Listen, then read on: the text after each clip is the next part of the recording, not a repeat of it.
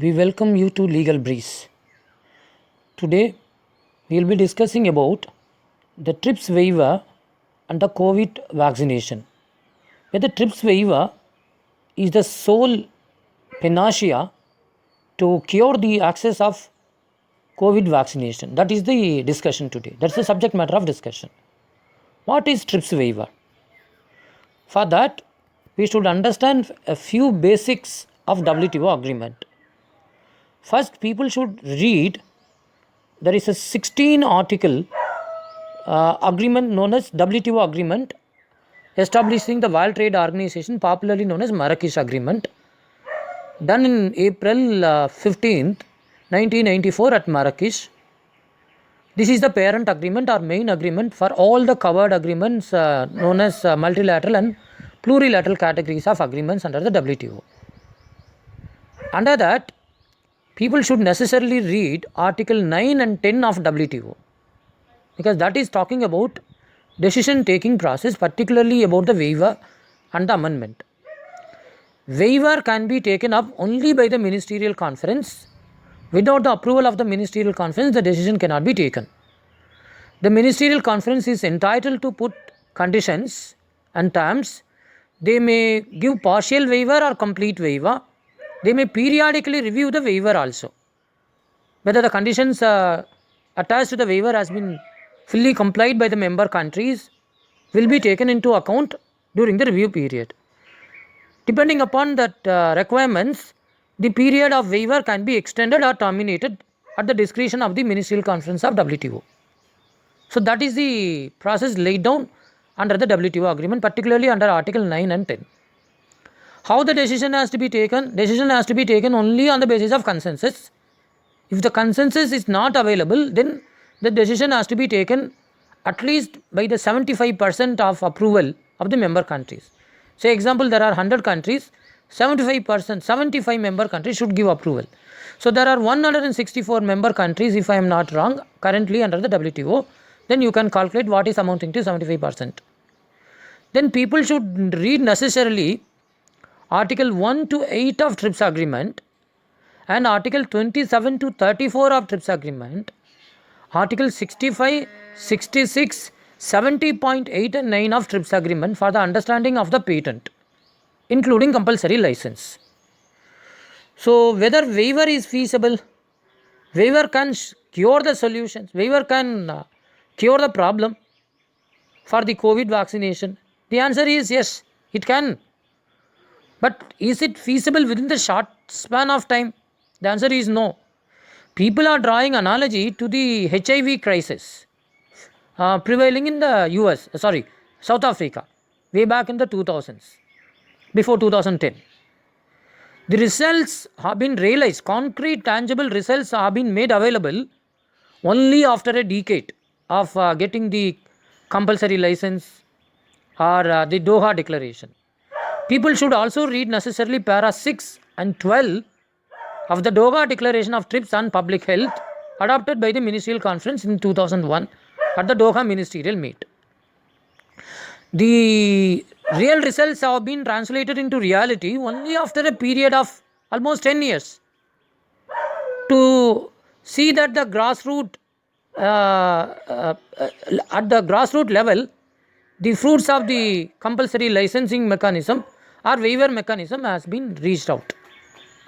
What is compulsory license?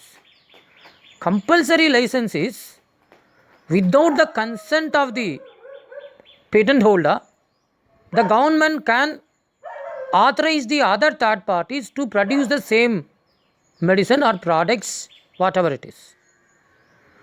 Please remember, Article 31A to L of TRIPS agreement talks about the compulsory license, including the grounds, the manner under which the compulsory license can be authorized.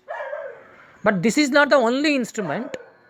There is another instrument which talks about compulsory licensing aspect, particularly about patents. That is Paris Convention relating to industrial property 1961. There it lays down a minimum period of 3 years. If you want to invoke compulsory license, you should wait for 3 years. This is in the normal period. I am not aware, is there any specific mechanism granted for emergency use of approval is concerned. The entire concept of emergency use approval or authorization I have come across only in the recent times, particularly after the advent of COVID-based pandemic. So this is the level of understanding about even experts who are working in the IP sector. So this is an ABS mechanism. Yes, under the Nagoya Protocol also they have given an emergency use of approval. Within the authorization has to be given within a period of maximum 1 month, if I am not wrong. But such a period has not been uniformly spelled out under the TRIPS agreement. So even if we are giving compulsory license or completely waiving the patent, it is not going to solve the problem immediately. So what is going to solve the problem immediately? The answer lies under 66.2 of the TRIPS agreement. To the best of my understanding, this option has not at all been explored by any of the media or any of the writings by the jurists in various journals or papers, including in Hindu. I have come across a lot of authors are writing only about the waiver. They are not at all focusing on the 66.2. What is this 66.2 of the TRIPS? It mandates the developed countries to incentivize their own enterprises to see that they are helping the least developed countries in attaining the inclusive growth. This is very, very important. This is a dead letter in the TRIPS because this is applicable only to the LDCs. So why India and South Africa is so much concerned about it? Let me expose the double standard of India in this particular matter is concerned. You are asking waiver of patent universally. Please understand, universally. This is not at all required. If at all you want to get the waiver of the patent, this is concentrated only in the few hands. Say example, Pfizer, Moderna, and there are few companies operating in the US. You can enter into a bilateral agreement. With Russia also you can enter into bilateral agreement. First of all, you have not granted emergency approval for various vaccinations which is available in the US and Russia. Russia very recently you have granted, of course. So you wanted to enjoy the monopoly by the Bharat Biotech. Very unfortunate. Please remember, Bharat Biotech, the Covaxin, has not been produced only by Bharat Biotech. There is another partner called ICMR. ICMR is funded by Government of India. It's a Government of India entity. You are running on the taxpayers' money. Please remember, ICMR and the Bharat Biotech charges exorbitant price comparing with the COVID shield. So what is this? Your own enterprises, your own Indian enterprises along with the Government of India entity which has been funded, which is surviving on the taxpayers' money, you are not coming forward to share the benefits, not at the free of cost, at least at the reasonable cost to your own government, your own citizens. You wanted to give a differential price mechanism to state governments. How it is feasible? You are violating Article 14.